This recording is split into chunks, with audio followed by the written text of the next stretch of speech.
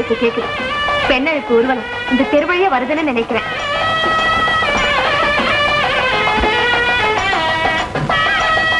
என்னங்க என்னங்க ஊர்வலம் வர்ற மாதிரி இருக்கு. நான் மாடியில இருந்து பாத்துட்டு வரேங்க.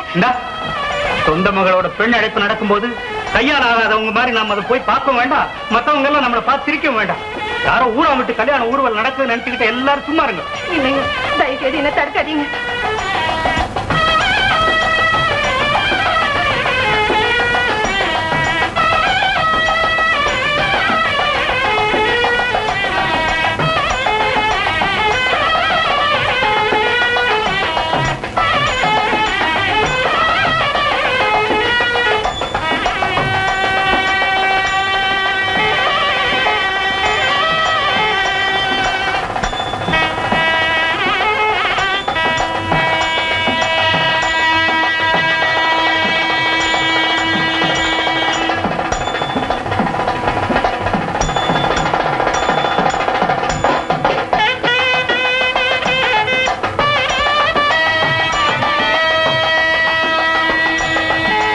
வந்துட்டீங்களாப்பா?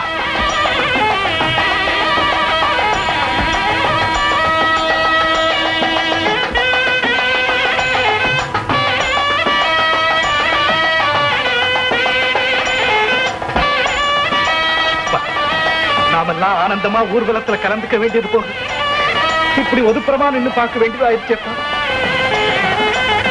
கீழே போறேன்.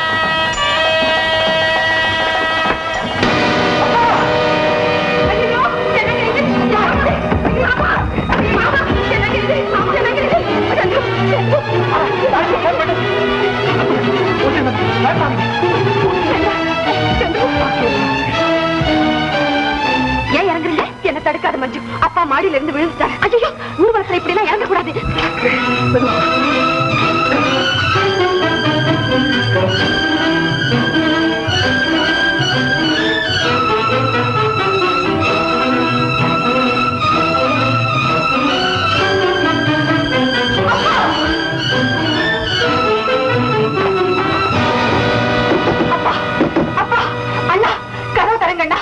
சித்ரா, நீ உள்ள வர வேண்டாம். என்ன இது? அப்பாவை நான் பார்க்கணும். கதவு தரேன். உனக்கு சம்பந்தம் இல்லாத உங்க வீட்டுக்குள்ள நீ வர வேண்டிய அவசியம் இல்லை. எனக்கு சம்பந்தம் இல்லையா? இது என் வீடு. உன் தங்க அண்ணா, நான் உன் தங்க இல்ல. நீ சுரேஷுக்கு மனைவியாக போறவ. அப்பா கால் தடிக்கு கீழே விழுந்திருக்காரு. இந்த நிலைமையில இப்படி பேசுறீங்க? உனக்கு இரக்கமே இல்லையா அண்ணா? இதேமே இல்லாத உன் கணவனின் வார்த்தைக்கு மதிப்பு கொடுக்கத்தான் நான் இரக்கம் இல்லாம நடந்துக்க வேண்டியிருக்கு. வீட்டுக்குள்ள வராதபடி என் தங்கையை தடுக்க வேண்டியிருக்கு. அண்ணா, கதவு திறக்க போறியா இல்லையா? சித்ரா, சுரேஷனுடைய மனக்கதவு திறக்காத வரையில உனக்கு இந்த கதவும் திறக்க போறதில்லை. அப்பா பார்க்காம நான் இங்கிருந்து போக முடியாது. சித்ரா, ஊர்வலம் தொடர்ந்து போகட்டும். எந்த காரணத்தை கொண்டும் அது நிக்கவே கூடாதுமா. அண்ணா, அப்பா உயிருக்கு ஆபத்து இல்லைன்னு தெரிஞ்சுக்கிட்டாவது போறேன்னா. அப்படியே அவருக்கு ஏதாவது நேர்ந்தாலும் அந்த முடிவு கூட உன் வாழ்க்கையின் ஆரம்பத்தை தடுக்க வேண்டாம். போ சித்ரா, போ. அண்ணா, என் மகளை வாசலையே நிறுத்தி வச்சு பேசுறியேடா. அவ கண்ணீர் விட்டு கதறத என்னால கேட்க முடியல. முதல்ல கதவை தர, என்ன ஆனாலும் ஆகட்டும். பார்வதி, நீ கொஞ்சம் சும்மா இரு. சந்துரு செய்யறதுல ஒண்ணும் தவறே இல்லை. சித்ரா, சித்ரா, நீ இந்த வீட்டுக்குள்ள வர்றதுனால மறுபடியும் இந்த கல்யாணம் நின்னு போக வேண்டாமா? தந்தையை பார்க்க கூடாது, தாயோடு பேசக்கூடாது, உடன் பிறந்த அண்ணனை உரிமையோட கூப்பிடக்கூடாது, பிறந்த வீட்டுக்குள்ள நுழையவும் கூடாது. இதெல்லாம் இந்த கல்யாணத்துக்கு ஆத்தானா? எனக்கு இந்த கல்யாணமே வேண்டாப்பா. இப்போவாவது கதவை திறக்க சொல்லுங்க. சித்ரா, கல்யாணம் வேண்டான்னு ஒரு நொடியில சொல்லிடலாமா? அது ஒண்ணு அவ்வளவு கஷ்டம் இல்ல. ஆனா அந்த நிலைமையை தேடிக்கத்தானா இத்தனை நாள் வேதனை எல்லாம் அனுபவிச்சு. அப்பா, சித்ரா, உன் விருப்பத்துக்கு விரோதமா இதுவரைக்கும் நான் நடந்ததில்லை. இன்னைக்கு உன்னை கெஞ்சி கேட்டுக்கிறேன். தயவு செய்து கதவை திறக்க சொல்லி வற்புறுத்தாதே. மறுபடியும் கல்யாணத்துக்கு விரோதமா ஏதாவது நடந்துட்டா அந்த அதிர்ச்சியிலேயே வாழ்வு முடிஞ்சு போயிடுமா? அப்படி சொல்லாதீங்கப்பா, அப்படி சொல்லாதீங்க. நான் போயிடுறேன்ப்பா, நான் போயிடுறேன். கல்யாண பந்தல்லதான் உங்க காலில் விழுந்து ஆசீர்வாதம் பெற முடியாத பாவி ஆயிட்டேன். கல்யாணத்துக்கு முன்னாலேயாவது உங்க ஆசைகள் எனக்கு கிடைக்கட்டும்ப்பா. அதுக்காகவாவது கதவை திறக்க சொல்லுங்கப்பா. கதவுக்கு அந்த பக்கத்துல இருந்தே நமஸ்காரம் பண்ணுமா? சரிப்பா, ஆசீர்வாதம் பண்ணுங்க.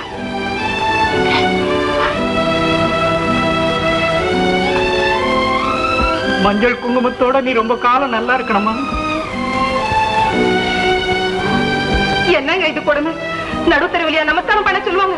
என் மக அப்படி என்ன பாவம் செய்துட்டா? அம்மா அப்பா அப்பா அப்பா அம்மா, ஏன் கதவை திறந்தீங்க? சித்ரா வீட்டுக்குள்ள வந்து சுரேஷுக்கு தெரிஞ்சுட்டா? என்ன நடக்கும்னு உனக்கு நல்லா தெரியும். சுரேஷ், நான் எல்லாத்தையும் தெரிஞ்சுக்கிட்டு தான் வந்திருக்கேன். தெரிஞ்சுக்கிட்டு என்னடா செய்ய போறேன்? ஒரு முடிவு கட்ட போறேன். அவசரப்பட்டு எந்த முடிவுக்கு வராதே. என் பொறுமைக்கு எல்லாம் உண்டு. உன் பொறுமையின் எல்லை எதுன்னு தெரிஞ்சுக்கவும் நான் பயப்படல. சுரேஷ், இந்த கல்யாணம் கண்டிப்பா நடக்காது. என்னடா சொன்னேன்? நடக்கும். இந்த கல்யாணம் நடக்காது. இந்த இடத்துல என் தங்கைக்கு உன்னை தாலி கட்ட வைக்கிறேன்டா. போதுண்டா, அறிவு கட்டவன். வெறும் வார்த்தைகளால இவனை திருத்த முடியாதுப்பா. சந்துரு, நாம தாண்டா அவனுக்கு வேண்டாம். ஆனா அவன் நமக்கு வேணும்டா. அவன் நம்ம வீட்டு மாப்பிள்ளடா, மாப்பிள்ளை. ரவி, இப்ப தாண்டா என் மனசு நிறைஞ்சது. நாம பிரிஞ்ச போது உன் கையால அடி வாங்கி நண்பனை நம்பி ஏமாறக்கூடாதுங்கிறதுக்கு பாரமாத நினைச்சேன். ஆனா இப்ப உன்னை துரோகின்னு தூற்றிய தவறுக்கு தண்டனையா இதை ஏத்துக்கிறேன். சுரேஷ், என்னடா சொல்றேன்? குற்றம் செய்தவன் மன்னிப்பு கேட்டுக்கிறது ரொம்ப சுலபம். ஆனா மன்னிப்பு கேட்கறதுக்கு முன்னாலே தண்டனையை மனப்பூர்வமா ஏத்துக்கிறவன் தாண்டா உண்மையா திருந்துறவனாக முடியும். அதைத்தான் நானும் செய்வேன். சுரேஷ், என்ன தண்டிக்காம மன்னிச்சிட போறியோன்னுதான் மறுபடியும் நீ ஆத்திரப்படும்படியா நடிச்சு.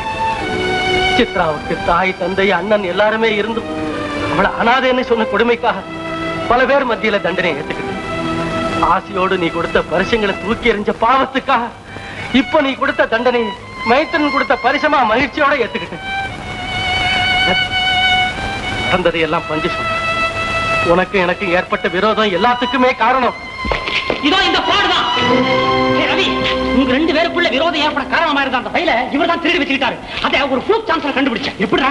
ஒண்ணு இல்லடா, இவரு கட்ட கத்தியா நோட்டு வச்சுட்டு இருந்தாரு. ஏதுன்னு கேட்டா இந்த மொகர கட்டைக்கு கம்பெனில கொடுத்தாங்களாம். அதை பாக்குறேன், விஜய் பிரைவேட் லிமிடெட்னு ரப்பர் ஸ்டாம்ப் குத்தி இருக்கு.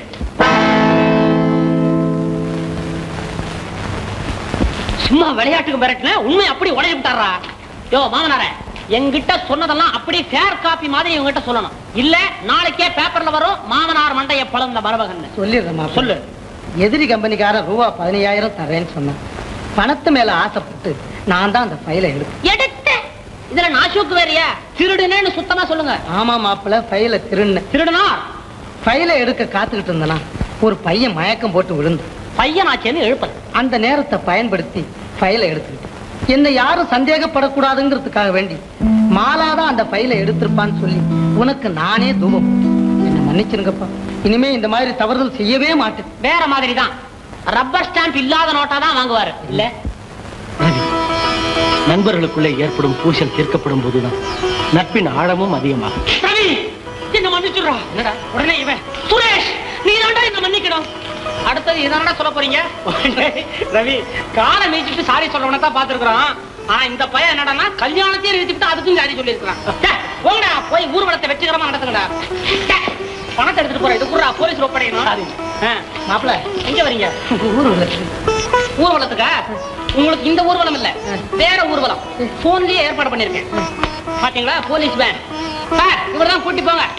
இந்தாங்க கோதண்டம், சாரி தண்டம், கோ சோத்துக்கு.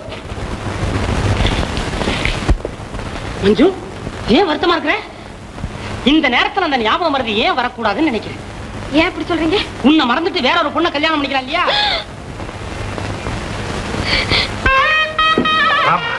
ஊர்வலத்துக்கு போகலாம்.